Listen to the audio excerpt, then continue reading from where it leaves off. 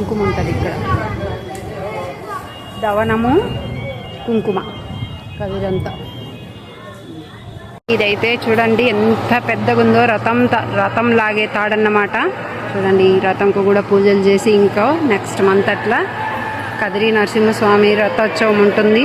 చాలా ప్రాముఖ్యత అండి, అందరికీ తెలిసే ఉంటుంది. చూస్తుంటేనే ఒళ్ళైతే జలపరిస్తుంది అనమాట, అంత పెద్దగా ఉంది. చూడండి ఒక్కసారి ఈ రథం, ఈ తాడు ముట్టుకోవడానికి తాకడానికి కూడా మనం ఎంత పుణ్యం చేసి ఉండాలండి.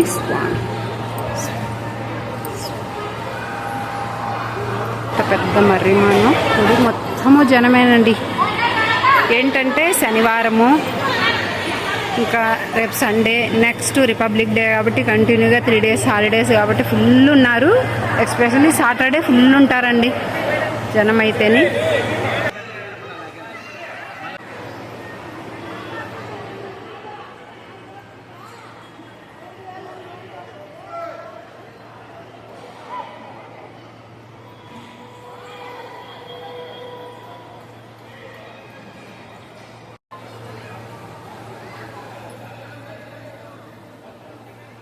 దీపాలంతా పెడుతున్నారన్నమాట ఈరోజు శనివారం.